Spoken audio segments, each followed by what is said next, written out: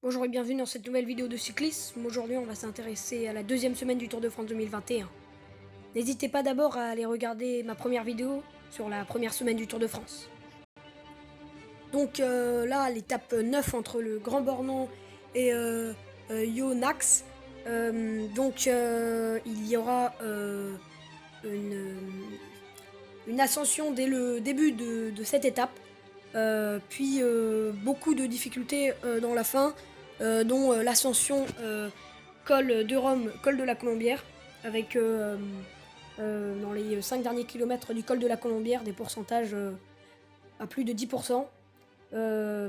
Après on enchaîne avec la 10e étape de ce Tour de France 2021. C'est la première arrivée du sommet à Tignes.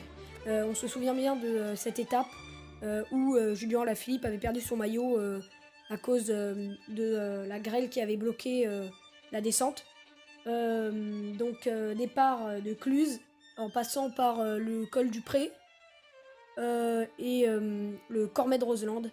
Et après, donc il y aura la montée de Tignes avec une première partie assez roulante.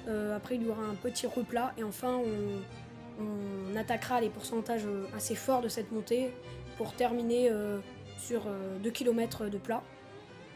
Après l'étape 11, donc entre Albertville et Valence, pas d'ascension difficile, peut-être du vent dans le final, je ne sais pas. Donc arrivé au sprint.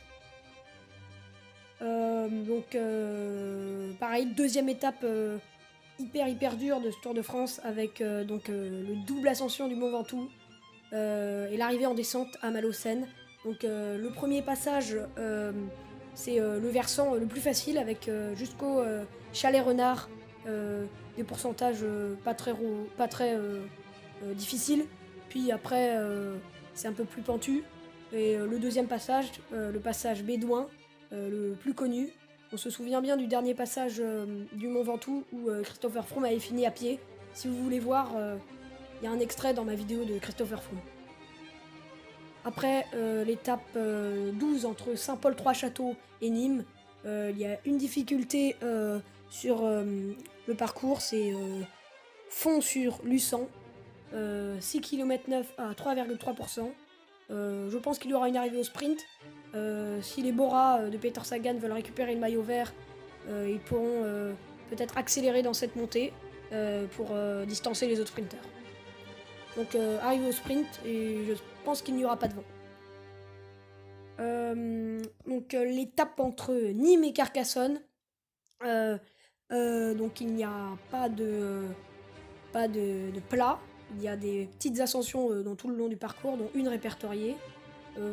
Voilà, donc arrivée pour baroudeur, je pense.